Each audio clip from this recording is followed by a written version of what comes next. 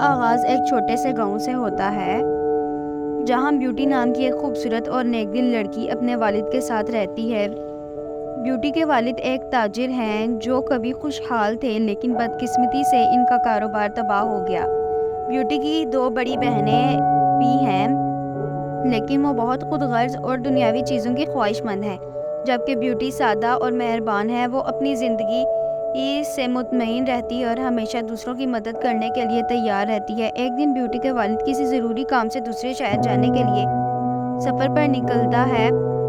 راستے میں وہ ایک خوفناک طوفان میں پھنس جاتا ہے۔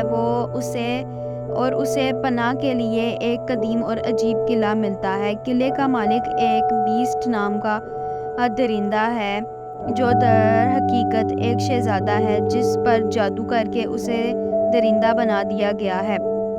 یہ جادو اس وقت ٹوٹے گا جب کوئی اسے اس کی ظاہری حلیے کے باوجود سچی محبت کرے گا۔ قلعے میں داخل ہونے پر بیوٹی کا والد ایک گلاب توڑ لیتا ہے جو اس نے بیوٹی کے لیے لانے کا وعدہ کیا تھا۔ بیسٹ اس پر غضبناک ہو جاتا ہے اور اسے قیدی بنا لیتا ہے۔ بیسٹ اس شرط پر رہا کرتا ہے کہ وہ اپنی بیٹی کو قلعے میں اس کے پاس بھیج دے۔ جب بیوٹی کو اپنے والد کی مصیبت کا علم ہوتا ہے تو وہ اپنے والد کی زندگی بچانے کے لیے اپنی مرضی سے قلعے میں جانے کا فیصلہ کرتی ہے۔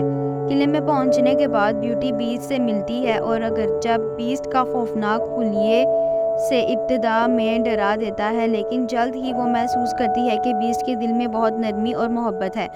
بیسٹ بیوٹی کا خیال رکھتا ہے، اس کی تمام ضروریات کا خیال رکھتا ہے۔ بیوٹی کو قلعے کے عجیب و غریب ماحول اور بیسٹ کی تنہائی کا اندازہ ہوتا ہے اور وہ آہستہ آہستہ اس کے دل میں جگہ بنا لیتی ہے۔